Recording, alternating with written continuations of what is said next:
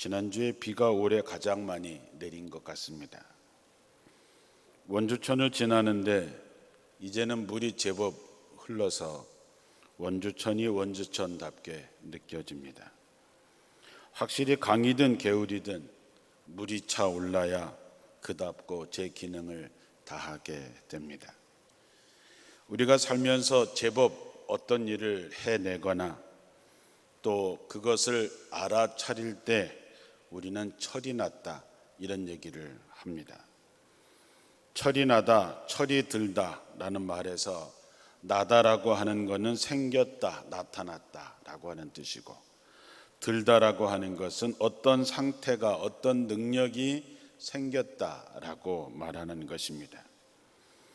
한 주 내내 내리는 비를 보면서 제 마음속에 가득 차오르는 단어가 있었습니다. 그것은 뭐냐 하면 성령 충만입니다. 성령 충만이 우리에게 있어도 되고 없어도 되는 것이 아니라 성령 충만은 신앙을 가진 우리들에게는 절대적인 것입니다. 아무리 좋은 차가 있어도 기름이 없으면 그 차는 아무 쓸데기 없습니다. 우리가 좋은 핸드폰을 가지고 할 수 있는 것이 많이 있지만 배터리가 방전이 돼버리면 그거는 그냥 하나의 고물에 불과한 거죠. 성령도 마찬가지입니다. 저뿐만 아니라 우리 모두 성령 충만하지 않는다면 우리는 제대로 역할을 하는 철인한 성도가 될 수 없습니다. 정말 기도하는 것은 오순절에 성도들에게 임했던 성령이 오늘 우리 가운데 임하시기를 축원합니다. 예수님 당시를 한번 돌아봅니다. 예수님께서 십자가를 지시기 전에 3년 동안 제자들과 함께 여러 곳에 다니면서 말씀을 나누고 기적을 행하시고 간간히 예수님께서 장차 자신이 고난을 받을 것과 부활할 것에 대해서 말을 합니다. 그런데 제자들은 철이 없었습니다. 그래서 그 뜻이 무엇인지 알 수 없었고 관심도 없었습니다. 그러니 예수님께서 십자가를 지시기 위해서 예루살렘을 향해서 무거운 발걸음을 걸으실 때에 제자들은 누가 더 큰 자리, 누가 더 높은 자리를 차지할 것인가를 가지고 다투게 됩니다. 또한 예수님의 십자가의 죽음과 부활의 사건을 경험했음에도 불구하고 두려움과 무력감에서 벗어나지 못하고 있던 제자들은 예수님께서 말씀하신 것처럼 예루살렘을 떠나지 말고 내게 들은 바 아버지께서 약속하신 것을 기다리라. 요한은 물로 세례를 베풀었으나 너희는 몇 날이 못되어 성령으로 세례를 받으리라. 한 그 말씀 하나 붙잡고 그들이 한자리에 모여서 기도에 힘쓸 때에 운명과 같았던 오순절의 성령의 체험을 경험하게 되지요. 그 장면을 우리는 모두 한자리에 모여 있을 때 갑자기 하늘에서 세찬 바람 부는 소리가 들렸다. 그리고 불의 혀같이 갈라지는 것들이 각 사람 위에 내려앉는 것을 보게 됩니다. 중요한 것은 그날 이후에 모든 것이 달라졌다라고 하는 것입니다. 두려움과 의혹은 사라지고 삶의 용기와 확신이 가득 찼습니다. 그들은 두려워하는 사람들이 아니라 고난을 마다하지 않는 사람들로 변하게 됩니다. 성령이 너희에게 임하시면 너희가 권능을 받으리라 하는 말씀이 바로 이루어진 것이지요. 우리가 성령의 임재를 표현하기 위해서 누가가 사용하고 있는 단어는 바람과 불의 혀입니다. 영을 뜻하는 단어, 히브리어로 르하우, 헬라어로는 푸뉴마라고 말을 하지만 그 말의 뜻은 입김, 숨, 바람 이런 뜻을 가지고 있습니다. 하나님께서 흙으로 사람을 만드신 다음에 그 코에 생기에 숨을 불어 넣었을 때에 비로소 사람이 되었다, 살아있는 영이 되었다라고 말합니다. 우리가 에스겔의 마른 뼈의 골짜기에 하나님의 성령의 바람이 불어오자 그들은 일어나 하늘의 군대가 되는 비전을 보여주시지요. 부활하신 예수님께서 골방에 숨어있는 제자들을 찾아가서 그들에게 숨을 불어넣으시면서 성령을 받으라 라고 말씀하셨습니다. 하나님의 숨, 하나님의 입김, 하나님의 영이 사람 속에 들어갈 때에 그들은 비로소 살아있는 영이 됩니다. 비로소 하나님의 사람이 되는 것이지요. 하나님의 숨이 역사에 불어오면 역사의 변혁이 일어나게 됩니다. 사랑하는 성도 여러분, 성령은 생명의 영이고 살리는 영입니다. 조금 전에 말씀드렸던 것처럼 성령이 임하자 제자들의 마음속에 있었던 두려움이 사라집니다. 의심이 사라집니다. 그들은 비로소 자유로움을 갖게 되고 하나님의 꿈을 위해서 저들의 생을 바치게 됩니다.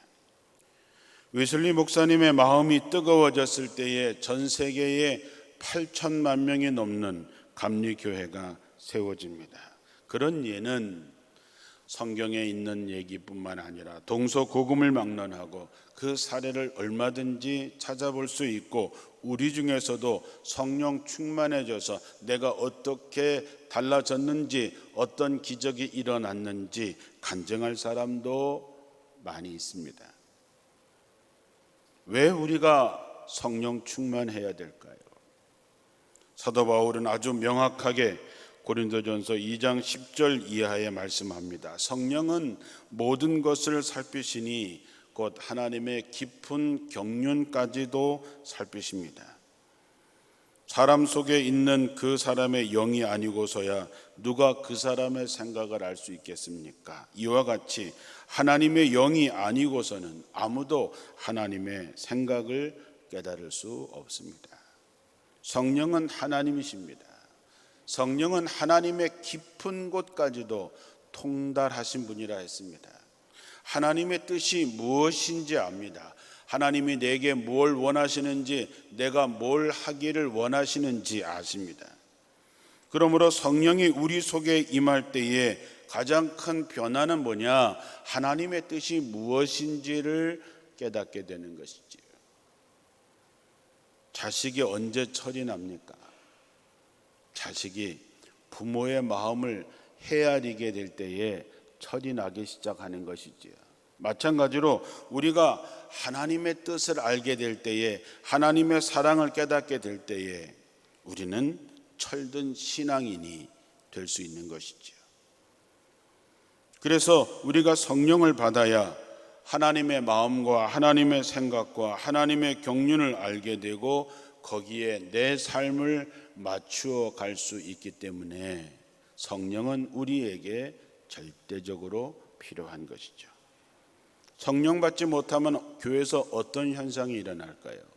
제자들과 마찬가지로 누가 더 높은 자리에 있느냐, 누가 더 중요한 자리에 있느냐를 가지고 싸우게 될 뿐만 아니라 하나님의 뜻을 모르니 교회는 강도의 소굴이 되는 것이지요. 오늘 말씀을 함께 나누는 우리에게 스스로 묻고 싶습니다. 나는 과연 성령 충만하십니까? 여러분은 성령 충만하십니까? 우리 교회는 하나님의 영이 거하고 있는 교회일까? 분명한 것은 하나님의 영이 떠난 사람은 성도가 아니지요. 하나님의 영이 떠난 교회는 교회가 아닙니다. 오늘 말씀에 나오는 이스라엘이 바벨론 포로기에 활동했던 예언자 에스겔은 그발 강가에 있던 자기 집에서 놀라운 비전을 보게 됩니다. 그가 유다의 장로들과 함께 앉아 있을 때에 하나님의 영이 하늘과 땅 사이에 그를 들어 올려서 그를 멀리 떨어져 있는 예루살렘으로 데려가게 됩니다. 에스겔은 예루살렘 성전에서 벌어지고 있는 온갖 역겨운 일들을 비전 가운데 보게 되지요. 제사장들은 하나님을 원망하면서 우상들을 섬기고 있었습니다. 예루살렘과 나라가 위기 속에 있는데도 지도자라고 하는 사람들은 제 입속 차리기에 급급했습니다. 하나님은 그들에게 죽음을 선고하십니다. 이 참담한 광경을 보면서 망연자실 서 있는 에스겔은 놀라운 환상을 또 하나 보게 되죠. 에스겔 10장에 보면 그룹들 사이에 좌정에 계시던 주님의 영광이 성전을 떠나서 성읍 동쪽에 있는 산꼭대기에 머물러 있는 것을 봅니다. 이스라엘 백성들이 그렇게 자랑하고 하나님이 계신 곳 그 예루살렘 성전을 주님의 영광이 빠져나와서 산꼭대기에 머물러 계시다고 하는 것이죠. 하나님의 영광에 떠난 성전은 어떻게 될까요? 조금 전에 말씀드렸던 것처럼 강도의 소굴이 됩니다. 만문이 기도해야 될 집이어야 될 교회가 오히려 탐욕의 온상이 되어버리면 그 성전은 무너지는 것이 마땅하지요. 거룩하신 하나님의 영은 차마 그런 곳에 머무실 수가 없는 것이지요. 에스겔의 이 대목을 읽을 때마다 소름 돋는 것을 느끼게 됩니다. 오늘날 우리들의 모습을 돌아보게 되는 것이지요. 이 땅에 주님의 이름으로 모이는 교회는 많고 차고 넘칩니다. 하지만 하나님의 영이 머물고 계신 교회는 과연 얼마나 될까요? 하나님의 마음, 하나님의 아픔을 알고 함께 아파하고 하나님의 손과 발이 되어서 주님이 하시려는 일을 해내는 교회가 진정한 교회입니다. 성령은 처음 사랑을 저버린 예배소 교회를 향해서 회개하고 처음 가졌던 사랑, 처음에 하던 일을 회복하라고 말하면서 그렇지 않다면 촛대를 그 자리에서 옮기겠다고 말씀하십니다. 우리는 이 말씀을 두렵게 들어야 됩니다. 우리 교회가 120년의 역사를 자랑하지만 우리 교회에 하나님의 영이 충만해 있는가? 우린 과연 하나님의 뜻을 알고 하나님이 원하시는 일을 하고 있는가? 우리를 통해서 하나님의 나라가 진정 세워지고 있는가 하는 것이죠. 요즘 나라를 보고 교회들을 보면 희망의 조짐보다는 절망의 조짐이 훨씬 더 많이 보이는 것은 어쩔 수가 없습니다. 하지만 절망할 필요는 없습니다. 왜냐하면 성경을 보면 희망은 언제나 하나님으로부터 시작됐기 때문이죠. 성경은 인간을 통해서 소망을 보지 않고 하나님께서 소망을 주시고 시작하십니다. 하나님은 망연자실 서 있는 에스겔에게 희망이 어떻게 되는지를 보여주십니다. 죄 지은 백성, 그래서 이방 땅으로 끌려가 죄값을 치르고 있는 백성들을 보면서 하나님은 애가 타십니다. 자식 같은 백성을 사랑하기에 징계하지 않을 수는 없지만 그것 때문에 마음이 아파하십니다. 하나님은 그 백성을 위해서 희망을 예비하십니다. 에스겔 11장 16절에 보면 비록 내가 그들을 멀리 이방 사람들 가운데로 쫓아버렸고 여러 나라에 흩어 놓았어도 그들이 가 있는 여러 나라에서 내가 잠시 그들의 성소가 되어주겠다. 이 말은 거기에 나도 함께 갈 거야. 고통스러워하고 절망 가운데 있는 그들 가운데 나도 있을 거야 라고 하는 얘기죠. 밧담 아람으로 먼 여정에 오른 야곱의 꿈에 하나님은 나타나서 내가 너와 함께 있어서 네가 어디로 가든지 너를 지켜주마. 내가 네게 약속한 것을 다 이룰 때까지 내가 너를 떠나지 않겠다 말씀합니다. 그 약속을 해주셨던 하나님께서는 포로가 되어서 눈물의 세월을 보내고 있는 백성들에게도 동일한 약속을 하고 있는 것입니다. 주님은 공의로운 분이시기 때문에 죄를 모른 척 할 수 없지만 자비로우신 분이기 때문에 신음하고 있는 백성들의 아픔을 모른 채 하지 않으시고 계신 것이죠. 여러 나라에 흩어져 있는 이스라엘 백성들을 모아서 다시 이스라엘 땅으로 인도하시겠다고 약속하십니다. 그리고 그들에게 일치된 마음을 주시고 새로운 영을 그들 속에 넣어줄 뿐만 아니라 그들의 돌같은 마음을 없애고 부드러운 마음을 주겠다고 약속합니다. 그러면 백성들은 기쁜 마음으로 주님의 말씀을 따르게 될 것이고 결과적으로 너희는 내 백성이 되고 나는 너희의 하나님이 될 것이라고 약속합니다. 우리는 이 약속 하나 굳게 붙들 수 있다면 우리도 어떤 어려움도 견뎌낼 수 있습니다. 시편 36편 9절에 주께는 생명샘이 있습니다. 우리는 주의 빛을 받아야 환히 열린 미래를 볼 수 있습니다. 주님은 우리에게 생명샘이 되십니다. 주님의 빛을 받아야만이 우리는 환한 열린 미래를 볼 수 있다고 하는 것이죠.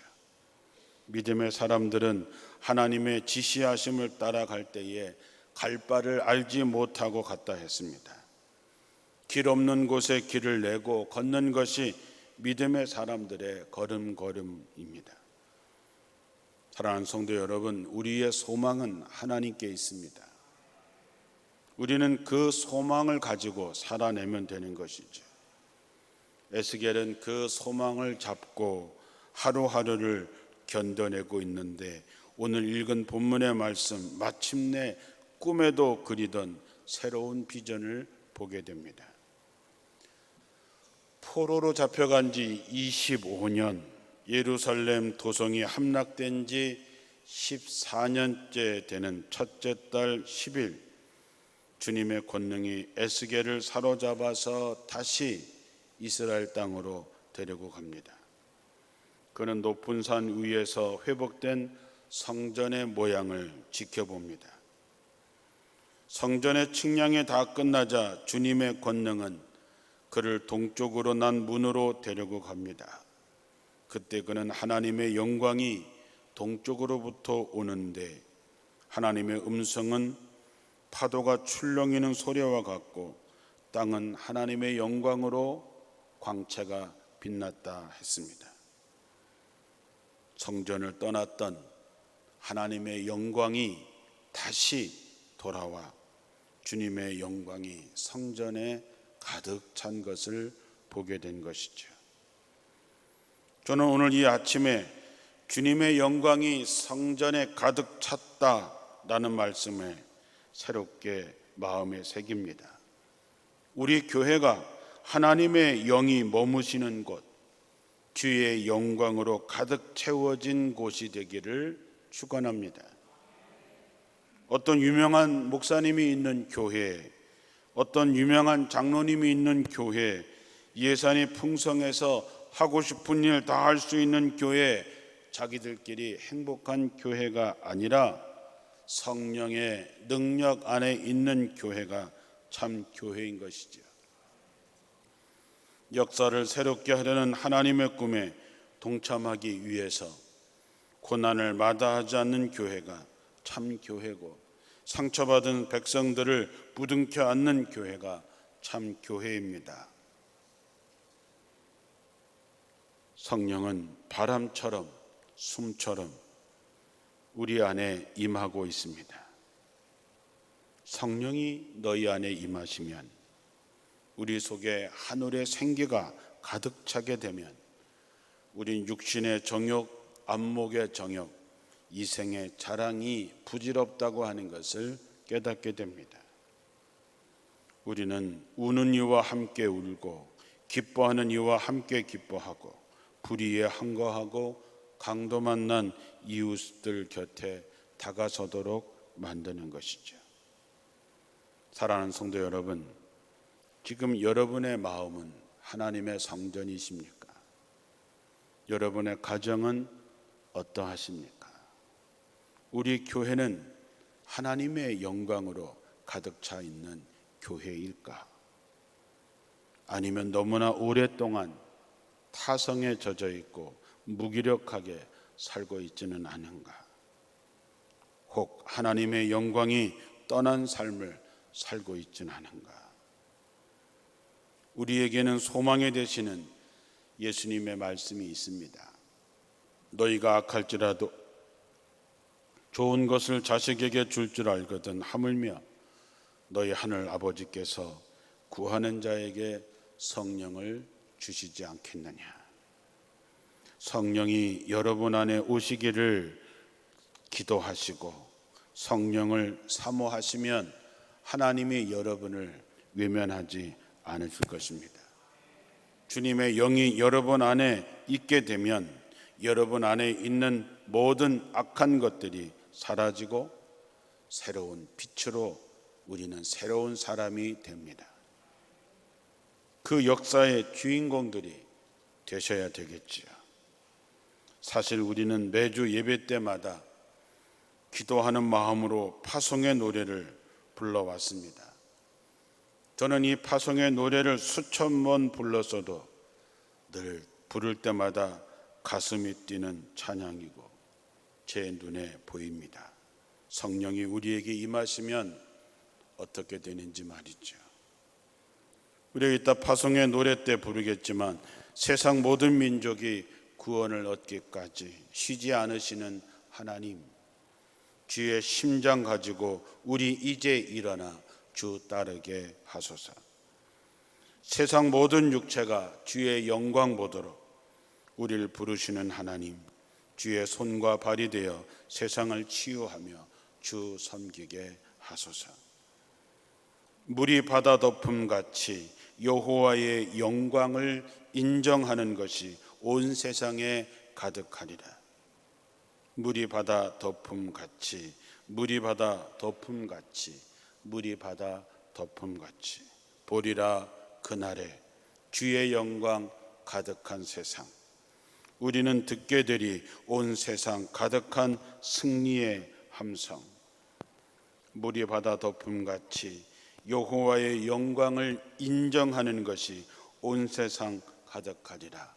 물이 바다 덮음같이.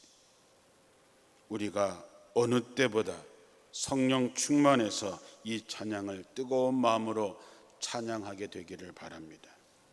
하나님의 영광이 여러분의 가슴에, 여러분의 가정에, 우리 교회에 가득 차기를 주님의 이름으로 축원합니다. 기도하겠습니다.